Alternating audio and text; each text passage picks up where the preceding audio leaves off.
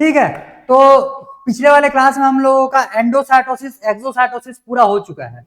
Clear? बोलने का मतलब हम लोगों ने पिछले क्लास में क्या किया, टॉपिक कौन सा किए थे, याद है क्या? कौन सा टॉपिक था? ट्रांसपोर्टेशन इन मेम्ब्रेन, मतलब मेम्ब्रेन ट्रांसपोर्टेशन, मेम्ब्रेन्स के अक्रॉस ट्रांसपोर्टेशन किस टाइप से होता है। तो हम लोगों ने ट्रांसपोर्टेशन कितने मोड्स देखे हुए थे? दो, अरे दो सॉरी तीन देखे थे। एक था पैसिव ट्रांसपोर्टेशन, एक था एक्टिव, और तीसरा बल्क ट्रांसपोर्टेशन, और यही देखे थे। क्लियर है? तो ये हो जाएंगे तुम्हारे ट्रांसपोर्टेशन मतलब मेम्ब्रेन के अक्रॉस ट्रांसपोर्टेशन, मेम्ब्रेन से ट्रांसपोर्टेशन जो रहता है सब्सटेंसेस का वो कैसे होता है। और इसके लिए हम लोगों ने पैसिव ट्रांसपोर्टेशन में दो टाइप्स देखा था, क्या क्या था?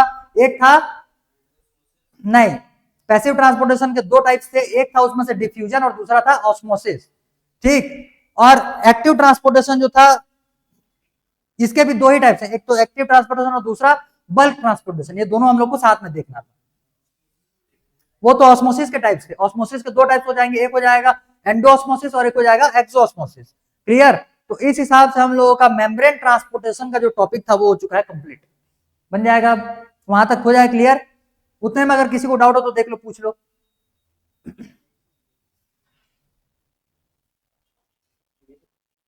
उतने में से अगर किसी को डाउट हो तो पूछ लो।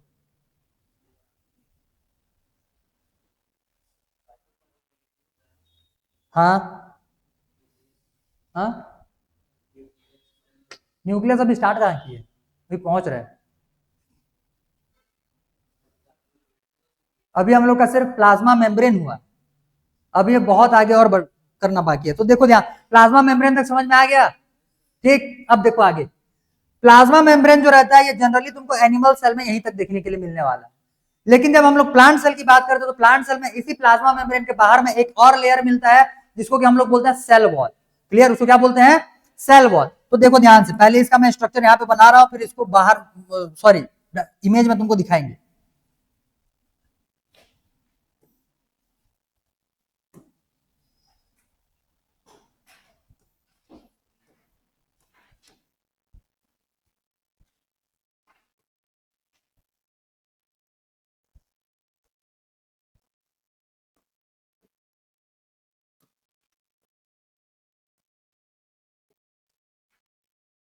ये है मान लो आउटर लेयर, और इसके अंदर में तुमको यहां पे देखने के लिए मिलेगा सेल मेम्ब्रेन।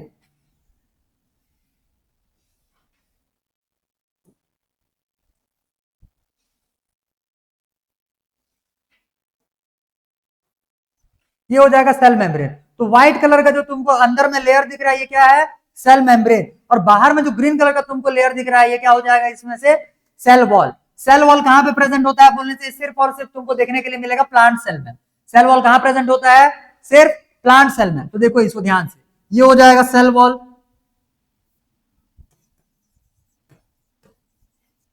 क्लियर? क्या हो जाएगा ये? Cell wall. सेल वॉल हो गया। सेल वॉल कहां पे रहेगा? आउटर मोस्ट लेयर हो जाएगा। सेल वॉल क्या हो जाएगा इसमें से? Outer most layer. क्लियर? अब ध्यान से समझो, ये एक सेल हो गया प्लांट सेल में। दूसरा सेल जब हम लोग लेंगे तो मान लो दूसरा सेल यहाँ पे आ रहा है, यहाँ पे भी इसको व्हाइट कलर से इसको बना दिए, मान लो ये हो गया दूसरा सेल। यहाँ पे मान लो ये आ जाएगा तीसरा सेल। क्लियर? तो इस हिसाब से सेल्स यहाँ पे रहने वाले हैं। इनके बीच में एक जगह रास्ता रहता है, इनके बीच में क्या रहता है? एक रास्ता रहता है सारे सेल्स को जोड़ने के लिए। इसको बोलते हैं प्लाज्मोडेस्माटा। क्या बोलते हैं इसको? प्लाज्मोडेस, अभी भूल जाओ, अभी भूल जाओ, अभी याद नहीं करोगे तो भी चल जाएगा। ये क्लियर हुआ क्या? Cell wall. Cell wall clear हुआ? देखो प्लांट्स में जनरली ये सेल वॉल देखने के लिए मिलेगा। नेक्स्ट लगा लेना उसमें, सेल वॉल क्या हो जाएगा? Present in plant cell.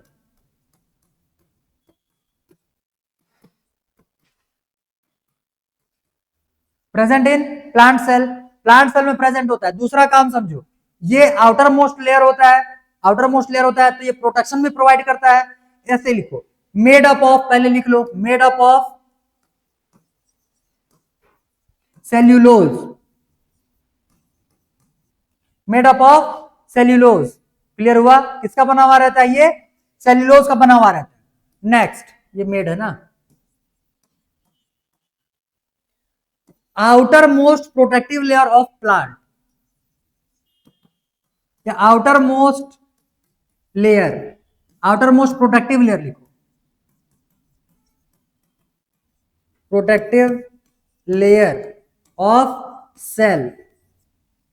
Clear, ये हो जाएगा outermost protective layer of cell.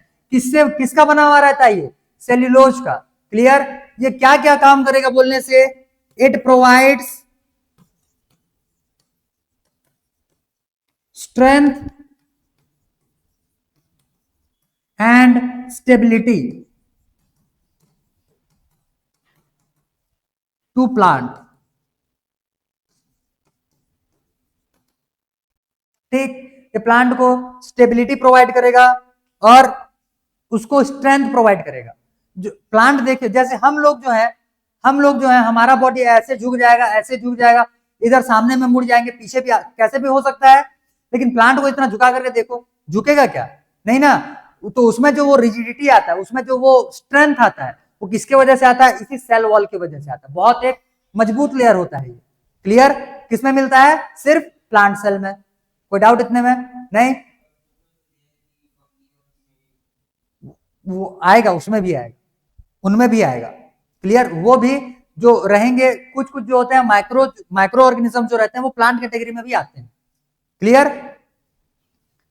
ठीक है, तो वो भी इसी कैटेगरी में आएंगे, तो उनमें भी तुमको देखने के लिए मिलेगा फिर। क्लियर, आगे देखो। तो सेल वॉल में बस तुमको इतना ही करना है, इससे ज्यादा और नहीं करना।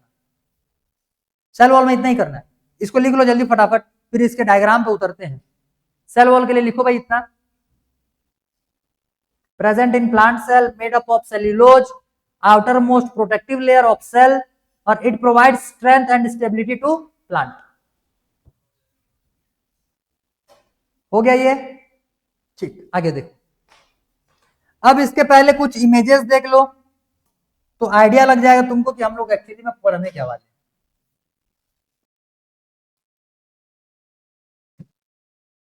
कल डिफ्यूजन, ऑस्मोसिस ये सब देख लिए थे, ये सब हो चुका था। देखो, ये है प्लांट सेल, ठीक है। तो ये अंदर में ये जो तुमको येलो कलर में दिख रहा है लेयर, दिख रहा है येलो कलर में लेयर, ये हो जाएगा सेल मेम्ब्रेन। और ये जो ग्रीन कलर का लेयर दिख रहा है, क्या दिख रहा है यहाँ पे? ग्रीन कलर का, ये हो जाएगा सेल वॉल। अब इसको और अच्छे से देखना है तो ये वाले डायग्राम में देखो, देखो यहां से देखो, ये दिख रहा है अंदर में येलो कलर का, येलो कलर का जो दिख रहा है वो क्या हो जाएगा? Cell membrane. और बाहर में जो ग्रीन कलर का दिख रहा है वो सेल वॉल। क्लियर हुआ? अब देखो ध्यान से, यहाँ पे छोटे छोटे तुमको होल्स दिख रहे होंगे, पोर्स दिख रहा है कि नहीं दिख रहा है? ये करेगा क्या? जैसे देखो, यहाँ पे एक सेल हो गया, यहाँ पे एक सेल हो गया, ये दोनों आपस में क्या होंगे? कनेक्टेड होते हैं। और वो जो दोनों सेल्स कनेक्टेड होंगे वो इन्हीं पोर्स के थ्रू कनेक्टेड रहते हैं। और ये जो पोर्स होते हैं इनको बोला जाता है प्लाज्मोडेस्माटा। क्या बोलते हैं इसको? प्लाज्मोडेस्माटा। याद नहीं होगा तो भी चल जाएगा। बोलते क्या है इसको? प्लाज्मोडेस्माटा। क्लियर, क्लियर, आगे। अब समझो, देखो यहां पे देखो ध्यान से, ये दो सेल हो गया, एक सेल ये हो गया, एक सेल ये हो गया। इन दोनों के बीच में देखो यहाँ पे रास्ता बनाया गया है, दिख रहा है रास्ता? तो ये सेल वॉल जो रहते हैं, इन्हीं के बीच बीच में से ये रास्ता गया हुआ रहता है। और इसी सेल वॉल, इसी रास्ते को क्या बोला जा रहा है? प्लाज्मोडेस्माटा, डेस्माटा, ऐसे।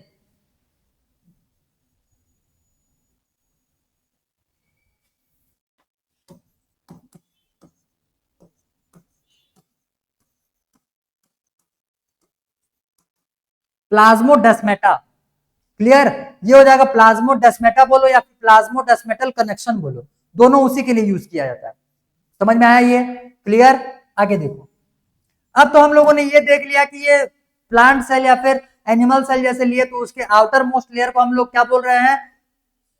नहीं, वो तो प्लांट सेल के केस में, ये तो बोल दिए सेल वॉल। बाकी एक आउटर मोस्ट जो लेयर रहता है वो क्या होता है? Cell membrane. उसके बाहर में जो लेयर मिलेगा प्लांट के केस में वो क्या हो जाएगा? सेल वॉल हो जाएगा। ये और भी ऑर्गेनिजम्स में देखने के लिए मिलता है, तुमको अभी प्लांट का इंपॉर्टेंस है तो ये प्लांट का ही याद रखे रहो। क्लियर हुआ ये? इतना समझ में आया? तो देखो, बेसिकली हम लोग जो टॉपिक स्टार्ट किए हुए थे ये था what the cell is made up of. यही देख रहा था ना, मतलब सेल कौन कौन से पार्ट से मिलकर बना हुआ है। तो मैंने तुमको वहीं पे बताया था टोटल हम लोग को कितने पार्ट्स देखना है? 3। सबसे आउटर मोस्ट लेयर क्या हो जाएगा? उसमें से मेम्ब्रेन, मेम्ब्रेन के बारे में देख लिया। सेकंड नंबर हम लोग देखेंगे इसमें से न्यूक्लियस, और थर्ड नंबर हम लोग देखेंगे साइटोप्लाज्म। तो पहले डायग्राम देखो, 3D डायग्राम में, कि ये जो सेल्स होते हैं ये दिखते कैसे हैं। जैसे देखो, ये है एक प्लांट सेल, ये कौन सा सेल दिया हुआ है यहाँ पे? Plant cell. प्लांट सेल में सबसे पहले हम लोगों ने सेल वॉल देख लिया, अभी सेल वॉल देख लिए। इसके अंदर के लेयर की तरफ जाओगे तो इसके अंदर में कौन सा लेयर मिलेगा तुमको? Cell membrane. इसके अंदर में क्या मिलेगा? Cell membrane. सेल मेम्ब्रेन के अंदर में जाओगे तो देखो ये पूरा का पूरा ये ब्लू ब्लू कलर में जो दिख रहा है पूरा पैक यहाँ पे, ये फ्लूइड है। ये क्या है? फ्लूइड है। इसी को बोलते हैं साइटोप्लाज्म। इसको क्या बोला जा रहा है? साइटोप्लाज्म। और ये अंदर में ये जो बीच में तुमको ये पर्पल कलर का ये जो गोला दिख रहा है थोड़ा सा काट के जो बनाया गया, यही क्या है? इसमें से न्यूक्लियस। ये क्या है? न्यूक्लियस। तो टोटल 3 पार्ट्स में देखना था। सबसे पहला बाहर का लेयर, सेल वॉल और प्लाज्मा मेम्ब्रेन। क्लियर? उसके बाद उसके अंदर में कौन सा लेयर मिलेगा? साइटोप्लाज्म। और बीच में क्या मिलेगा तुमको? न्यूक्लियस। क्लियर? समझे? हम लोग पढ़ेंगे सेकंड नंबर पे साइटोप्लाज्म, क्योंकि ये जो सेकंड नंबर पे हम लोग न्यूक्लियस पढ़ेंगे, क्योंकि साइटोप्लाज्म जो है, साइटोप्लाज्म में बहुत सारे सेल ऑर्गेनल्स होते हैं, हमको उनके बारे में भी डिटेल देखना है, तो उसको हम लोग लास्ट में करने वाले। तो ये कौन सा सेल का स्ट्रक्चर हो गया? प्लांट सेल का। देखो एनिमल सेल कैसे दिखता है, ये हो जाएगा वो वही प्लांट सेल। दिख रहा है प्लांट सेल? क्लियर है? ये हो जाएगा वही प्लांट सेल। आगे देखो, ये होगा तुम्हारा एनिमल सेल। ये कौन सा सेल हो जाएगा? Animal cell. इसके बाहर में ये जो पूरा का पूरा लेयर है, ये क्या हो जाएगा? Plasma membrane. प्लाज्मा मेम्ब्रेन के इनसाइड में जाओगे जहां पे ये देखो, ये अलग अलग जो जितने भी तुमको यहाँ पे कंपोनेंट्स दिख रहे हैं, ये सारे के सारे सेल ऑर्गेनल्स हैं, सेल के छोटे छोटे ऑर्गन्स। क्लियर? बीचों बीच में ये जो गोला दिख रहा है तुमको, ये हो जाएगा इसका न्यूक्लियस। और पूरा साइड में इस न्यूक्लियस के चारों तरफ फ्लूइड रहता है, उसी को बोलते हैं साइटोप्लाज्म। उसी को क्या बोला जा रहा है? साइटोप्लाज्म। और उसी साइटोप्लाज्म में जितने सेल ऑर्गेनल्स हैं, ये क्या कर रहे हैं? फ्लोट कर रहे हैं, तैर रहे हैं। समझे इतना? क्लियर? आगे देखो, अगर हम लोग इसका ट्रांसफर सेक्शन लेते हैं तो तुमको इस टाइप से एनिमल सेल देखने के लिए मिलेगा। तो ये तो हो गया प्लाज्मा मेम्ब्रेन, अंदर में यहां पे भरा पड़ा है साइटोप्लाज्म। ये क्या हो जाएगा? न्यूक्लियस। कौन सा? ये सब सेल ऑर्गेनल्स हैं, तो वो हम लोग तब देखेंगे जब साइटोप्लाज्म करेंगे। ये जो सारे सेल ऑर्गेनल्स है ना, ये सारे के सारे साइटोप्लाज्म के अंदर में से तैर रहे हैं। ये पूरा का पूरा लेयर में क्या भरा पड़ा है? साइटोप्लाज्म, पूरा फ्लूइड भरा पड़ा है। और उसी फ्लूइड में ये जितने भी सेल ऑर्गेनल्स है, ये क्या कर रहे हैं? तैर रहे हैं, फ्लोट कर रहे हैं। कोई डाउट? कौन सा रास्ता देखिए? हाँ, ये ये बोल रहा है, ये देखेंगे अभी आगे आएगा, ये अभी आगे आएगा। क्लियर? इतना समझ में आया क्या? तो ये कौन सा सेल हो जाएगा तुम्हारा? एनिमल सेल है क्या? ये कौन सा सेल है? Animal cell. चाहे सेल एनिमल हो, एनिमल का हो, चाहे सेल प्लांट का हो। क्लियर? चाहे सेल एनिमल का हो, चाहे सेल प्लांट का हो, दोनों के न्यूक्लियस में स्ट्रक्चर में तुमको ज्यादा डिफरेंस देखने के लिए नहीं मिलने वाला है। क्लियर है? क्लियर है? अब देखो ध्यान से, अगला हम लोग देख रहे हैं न्यूक्लियस। तो ध्यान से समझो, अलग से बनाए कि यहीं पे बताऊं? यहीं पे? ठीक है। देखो, तो ये डायग्राम हम लोग देखेंगे बाद में, पहले देख लो एक और डायग्राम। यही डायग्राम मैं तुमको इधर बना करके बता रहा हूं, देखो ध्यान से। सबसे पहला तो ये हो जाएगा सेल, सेल का अंदर का न्यूक्लियस। सेकंड हेडिंग लगा लेना न्यूक्लियस। सेल मेम्ब्रेन हम लोग का हो गया कंप्लीट, सेल वॉल भी हो गया। सेकंड पार्ट जो हम लोग कवर कर रहे हैं वो हो जाएगा न्यूक्लियस। क्या हो जाएगा वो? न्यूक्लियस। क्लियर? अब देखो ध्यान से, न्यूक्लियस जो रहता है, न्यूक्लियस का सबसे आउटर मोस्ट लेयर को हम लोग बोलते हैं न्यूक्लियर एनवेलप। इसको क्या बोला जाएगा? Nuclear envelope. सबसे बाहर के लेयर को क्या बोला जा रहा है? Nuclear envelope. न्यूक्लियर एनवेलप जो होता है, ये बीच बीच में छोटे छोटे इसमें पोर्स देखने के लिए मिलेंगे, ऐसे छोटे छोटे इसमें होल प्रेजेंट। क्लियर हुआ? क्लियर हुआ? तो इसको बोलते हैं हम लोग पोर्स, न्यूक्लियर पोर्स।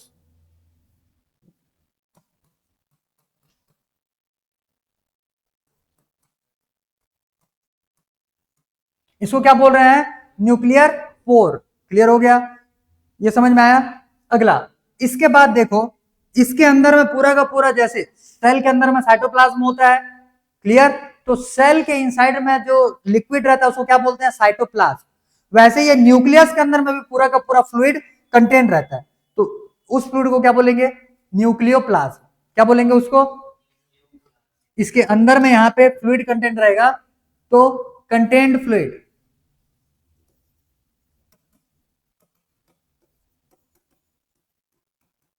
इसको क्या बोला जा रहा है? न्यूक्लियोप्लाज्म।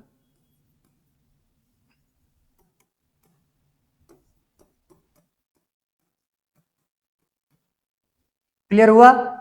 इतना समझ में आया? तो न्यूक्लियस के टोटल कितने पार्ट्स देख लिया हम लोगों ने? 3। क्या क्या? एनवेलप, न्यूक्लियर पोर और न्यूक्लियोप्लाज्म। न्यूक्लियोप्लाज्म क्या है? न्यूक्लियस के अंदर का फ्लूइड।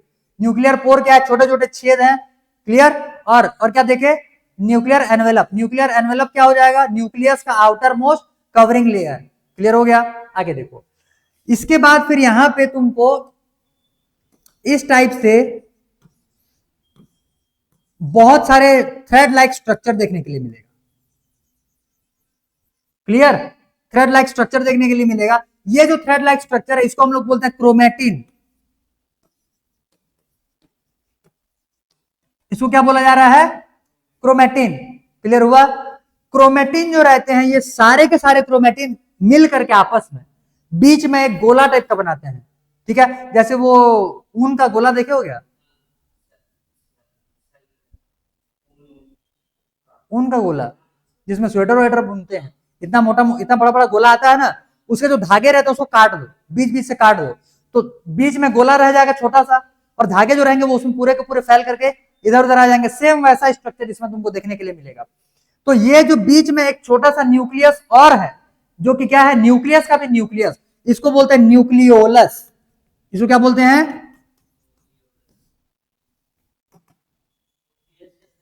हाँ, इसको क्या बोला जाता है? न्यूक्लियोलस। याद हुआ इतना? तो टोटल कितने पार्ट्स देख लिया हम लोगों ने न्यूक्लियस से रिलेटेड? टोटल 5। क्या क्या हो जाएगा? बाहर से अंदर जा, न्यूक्लियर एनवेलप, फिर न्यूक्लियर पोर, उसी एनवेलप के बीच बीच में रहता है न्यूक्लियोप्लाज्म, न्यूक्लियोप्लाज्म के अंदर में फिर क्रोमेटिन मटेरियल, और क्रोमेटिन मटेरियल जिस एक स्पिरिकल शेप से बाइंडेड रहता है उसको क्या बोलते हैं? न्यूक्लियोलस। उसको क्या बोलते हैं? न्यूक्लियोलस। क्लियर हुआ इतना? इतना समझ में आया? हो गया याद? ठीक, चलो ये वाला डायग्राम बना लो जल्दी। ये हो गया क्या? ये इतना समझ में आ गया? अब एक एक पॉइंट को हम लोग लिख लेते हैं थोड़ा थोड़ा करके। पहला नंबर क्या आ जाएगा यहां से? Nuclear envelope. पहला नंबर क्या आ जाएगा? हाँ, न्यूक्लियर एनवेलप। ये क्या हो जाएगा? Outer layer, outermost layer of nucleus.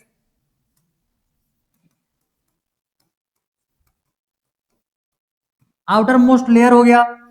फिर न्यूक्लियर एनवेलप जो रहता है ये एक्चुअली में ये डबल मेम्ब्रेनस बाउंड ऑर्गेनल होता है, वो तुम्हारे काम करने में, तो उसको मारो गोली अभी। फिर न्यूक्लियर एनवेलप हो गया। सेकंड नंबर पार्ट में nuclear pores.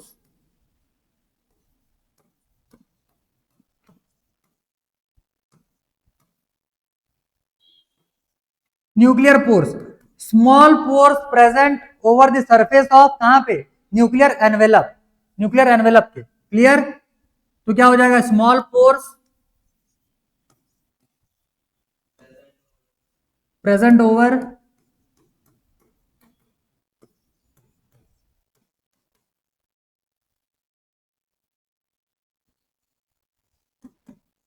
The surface of nuclear envelope.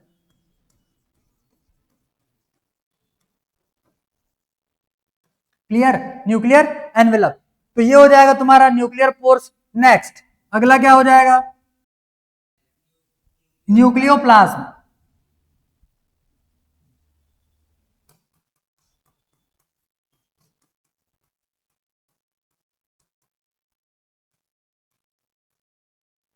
Fluid content inside the nucleus.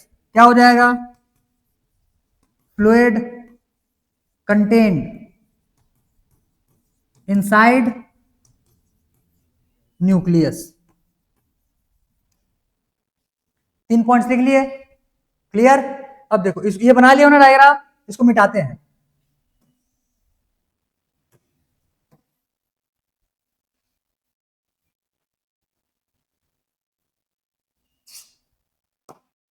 ठीक है, तो ये फोर्थ पॉइंट, थर्ड पॉइंट हो गया। फोर्थ पॉइंट क्या था?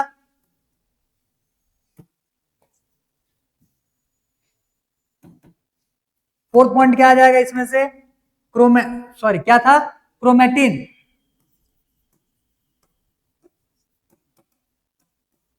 ठीक, क्रोमेटिन जो रहता है ये contain thread like structure which contains genetic information of the organism. हमारे बॉडी में जो सेल है, सेल के अंदर में न्यूक्लियस होगा, न्यूक्लियस के अंदर में एक क्रोमेटिन मटेरियल होता है, और क्रोमेटिन मटेरियल में हमारे बॉडी के सारे इंफॉर्मेशन क्या होते हैं? प्रेजेंट होंगे। क्लियर है? तो ये क्या हो जाएगा? Chromatin material. क्या आ जाएगा ये? Thread like structure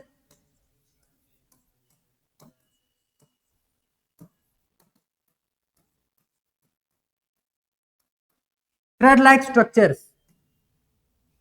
which contains genetic information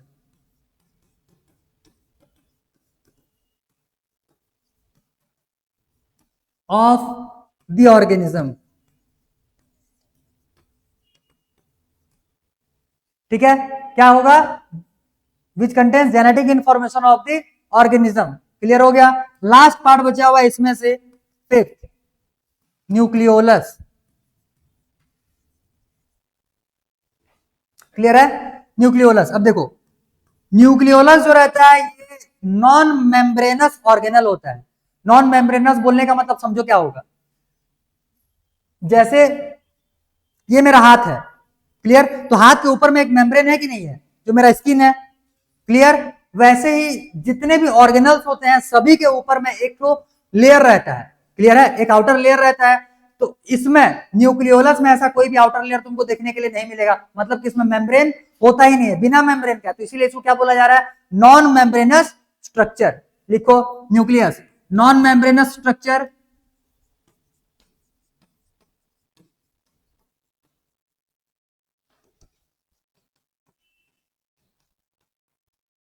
clear? ये एक सिंथेसाइज करने का काम करेगा एमआरएनए। ऐसे लिखो, सिंथेसाइज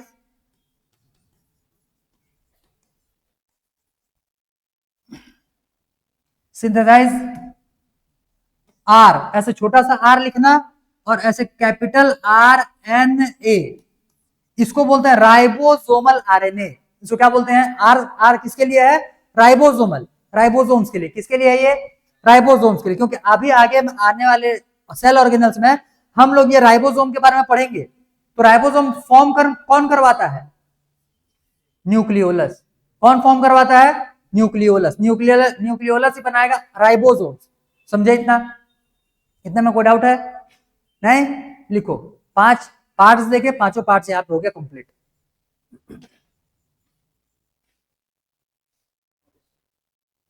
डन? याद हुआ? पांचों याद हो गया? ठीक, देखो अब आगे। कौन सा पांचों? उसमें से क्या? हाँ तो बता तो रहे हैं, देखो ध्यान से। ये हो जाएगा कि न्यूक्लियस का स्ट्रक्चर, ये आउटर मोस्ट लेयर हो गया। आउटर मोस्ट लेयर को क्या बोला जा रहा है? Nuclear envelope. न्यूक्लियर एनवेलप के बीच बीच में यहाँ पे देखो तुमको पोर्स दिख रहा है, इसको क्या बोला जा रहा है? Nuclear pores. क्लियर? उसके बाद यहाँ पे ये थ्रेड लाइक स्ट्रक्चर जो दिख रहा है अंदर का साइटोप्लाज्म, उसको क्या बोला गया? न्यूक्लियोप्लाज्म। ये जो थ्रेड लाइक स्ट्रक्चर दिख रहा है इसको क्या बोल रहा है? क्रोमेटिन। क्लियर? उसके बाद फिर ये जो क्रोमेटिन जहां पे लपेटाया हुआ है इसको क्या बोला जा रहा है? न्यूक्लियोलस। क्या बोला जा रहा है उसको? न्यूक्लियोलस। क्लियर है? न्यूक्लियोलस जो रहता है ये बीच का पार्ट रहता है, इसमें कोई सा भी मेम्ब्रेन नहीं मिलता है, और ये क्या फॉर्म करेगा बोलने से? ये राइबोसोम फॉर्म करवाने में हेल्प करेगा। किसमें, किसको सिंथेसाइज करवाता है? ये राइबोसोम। क्लियर हो गया? ठीक, देखो ये है एक्चुअल में वो डायग्राम, 3D डायग्राम। इसमें भी तुमको क्लियर दिख रहा है क्या? जूम इतना ही है, क्लियर दिख रहा है? तो इसमें ये 3D डायग्राम है, इसको क्रॉस सेक्शन इसका करके निकाला गया। देखो बीचों बीच में ऊन के गोले के जैसा दिख रहा है, जहां से ये थ्रेड लाइक स्ट्रक्चर बाहर निकले हुए हैं। और यहाँ पे जो तुमको लाइट कलर में थोड़ा सा ये दिख रहा होगा, वो क्या है? न्यूक्लियोप्लाज्म है। क्या है वो? एक सेकंड, इस वाले डायग्राम में देखो और बढ़िया दिखेगा। दिखा? तो ये हो गया तुम्हारा न्यूक्लियस। यहाँ पे जो छोटे छोटे पोर्स दिख रहे हैं, क्या हो जाएंगे? Nuclear pores. अंदर में लिक्विड भरा हुआ रहेगा, उसको क्या बोलेंगे? न्यूक्लियोप्लाज्म। बीचों बीच एक गोला दिख रहा है, न्यूक्लियोलस, और यहां से सारे थ्रेड्स बाहर निकल करके आए हुए, वो क्या हो जाएगा? क्रोमेटिन। क्रोमेटिन, याद हो गया? क्लियर? तो आज मैं आज मैं हम लोगों को इतना ही तक करना है, ठीक है। आज के लिए और ज्यादा नहीं कर पाएंगे क्योंकि आज बाहर में भी थोड़ा सा काम है, ठीक। तो आज के लिए इतना ही करते हैं, अब कल हम लोग यहीं से आगे कंटिन्यू करेंगे। आज हम लोग क्या कंप्लीट कर लिए, न्यूक्लियस। न्यूक्लियस में क्या प्रेजेंट था, क्रोमेटिन मटेरियल, ठीक है। तो न्यूक्लियस के बेसिस पे, किसके बेसिस पे बोलने से, न्यूक्लियस के बेसिस पे अब हम लोग ऑर्गेनिजम्स के सेल को, ऑर्गेनिजम्स को नहीं, ऑर्गेनिजम्स के सेल को दो टाइप से क्लासिफाई करेंगे। एक को बोलते हैं प्रोकैरियोटिक सेल और एक को बोलते हैं यूकैरियोटिक सेल। समझे, क्लियर हुआ। वो जो पहले सेल के डिवीजन के हिसाब से हम लोग डिवाइड किए थे वो ऑर्गेनिज्म निकाले थे, यूनिसेल्युलर ऑर्गेनिजम्स और मल्टीसेल्युलर ऑर्गेनिजम्स, पहले में देखे थे ना। लेकिन अब जो हम लोग डिवीजन करेंगे किसके बीच में, सेल्स के बीच में, क्लियर। एक होता है प्रोकैरियोटिक सेल और एक होता है यूकैरियोटिक सेल। तो कल हम लोग सेल स्टार्ट करेंगे, मतलब वो प्रोकैरियोटिक और यूकैरियोटिक में डिफरेंस निकालेंगे और उसके बाद फिर हम लोग सीधा उतर जाएंगे साइटोप्लाज्म में, ठीक। और सेल ऑर्गेनेल्स कल से स्टार्ट करेंगे एक एक करके, ठीक है भाई। चलो आज के लिए